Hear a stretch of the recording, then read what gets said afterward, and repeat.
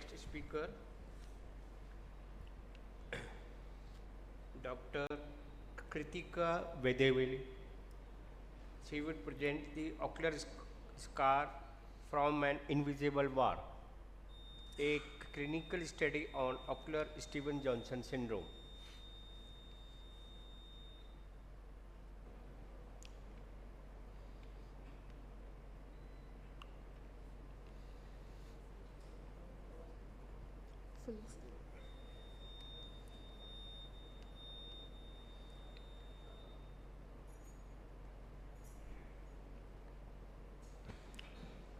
Good morning, sirs. My name is Krithika. I'm from Regional Eye Hospital, Kurnool. So my presentation is on a clinical study on ocular Stevens-Johnson syndrome. So Stevens-Johnson syndrome is a rare and severe acute blistering disease that affects skin and at least 2 mucous membranes. It is most commonly triggered by drugs and infections. Ocular involvement occurs in up to 50 to 80% of cases and contributes significantly to long-term morbidity.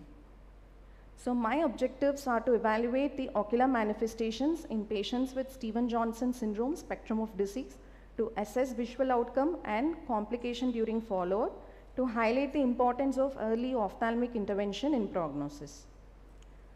So this is a prospective observational study done in Government General Hospital, Kurnool, of 10 patients clinically diagnosed with Stevens-Johnson syndrome spectrum for a duration of 1 year. So parameters assessed were visual acuity at presentation and follow-up, ocular surface changes were noted, corneal involvement and adnexal complications were noted. So interventions that we have done are mostly medical management, corticosteroids, cycloplegics were given, vigorous topical lubricants, antibiotics and prevention and treatment of symblepharon. So these are the cases who have developed Stevens-Johnson syndrome. The first case was developed secondary to phenytoin. Second was developed secondary to carbamazepine. Third one was secondary to painkiller. The patient was not sure of which tablet it was. This fourth case was secondary to ciprofloxacin tinidazole combination. Fifth case was secondary to Ayurvedic medicine, and she has taken this Ayurvedic medicine for some skin lesion. And case 6 was developed secondary to cotrimoxazole. Case 7 was secondary to amoxicillin. And all these 3 cases did not have much ocular complications, only skin lesions were present. So this was secondary to fluconazole. Case 9, there was no reason, idiopathic. And case 10 was secondary to oral diclofenac. So in her hospital, 10 patients were diagnosed as spectrum of Stevens-Johnson syndrome during 2024 to 25, in which patients with ocular involvement were only 8. So on follow-up, we have done follow-up for over 1 year. We can see the epidermal peeling has reduced and all the healing has started. So in acute phase findings, 80% of them had conjunctival congestion, 37.5 had pseudomembrane formation, 25% had epithelial defects, and the least were mebomitis. In chronic phase findings, 80 of them had dry eye, 37.5 had trichiasis, 25% had symblepharon formation, 25 had corneal opacity, and also meibomian gland dysfunction. And 12.5% developed punctal autoocclusion.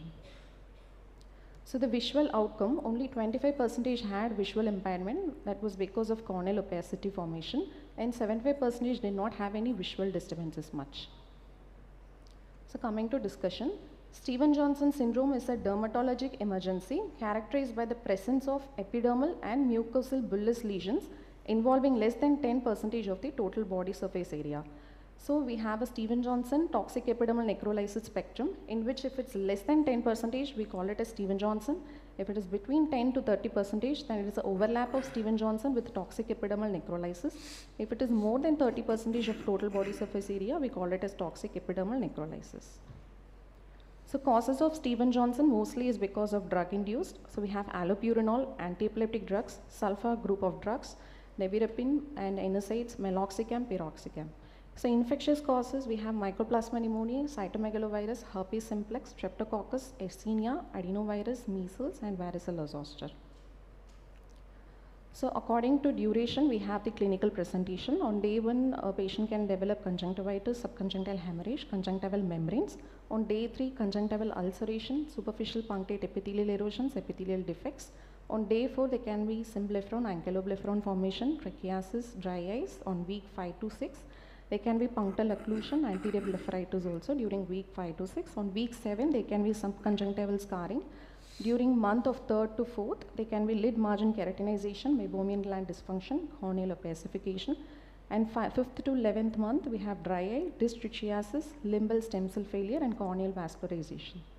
So during acute phase, we'll have to do prompt ophthalmic evaluation, preservative-free lubricants has to be given, topical steroids, cycloplegics, and bandage contact lens if needed. During early chronic phase, lubrication, anti-inflammatory therapy, symblepharon lysis, tarsorrhaphy if needed. During late chronic phase, immunosuppression, reconstructive surgery, limbal grafts, and topical transretinoic acid. So conclusion, immediate ophthalmic assessment should be standard for all cases upon diagnosis, regardless of apparent severity of skin involvement. A multidisciplinary approach has to be done, and long-term follow-up is critical even after the acute phase to detect and manage late onset ocular disease effectively. Thank you, sir. So Krithika, good study, 10 cases. For the dry eye, you did the objective or the subjective test? So we have started the patient on topical lubricants, sir. No, Regular follow-up, initially when the patient was admitted in the hospital, so it was like, I personally how you went confirmed your diagnosis? dry eyes. It was mild, moderate, severe? Yes, and sir. Accordingly, which lubricants? Type of lubricants. Okay, thank you. And any more questions? Yeah, Krithika, I have one question. In your cases, beautifully documented. You said in your treatment you use only the medical management, Yes, like sir. topical steroid Yes, sir. and all. Was there any cases where like amniotic membrane graftings and surgical management was also required? And what were the sequelae of all those patients? Do they have any scarring or any symblepharon in the follow-up? So one patient had developed symblepharon, sir. That was very mild. So to prevent the further development of symblepharon, we had done sweeping of the fornices with the glass rod, sir. 2 patients had developed a corneal opacity, sir. And that was not involving the pupillary axis, sir. So vision was not much threatened, sir. Okay. Actually, I'll like to ask the same question which Dr. Moore asked. Was the same lubricant used for all the patients, or did you decide according to the severity which lubricant has to be used? So we concentrated on the preservative-free lubricants, sir. Apart from that, sodium hyaluronate was suggested for all kind of patients. We had also given gel type, sir, for applying. Okay, thank you. Thank you, sir.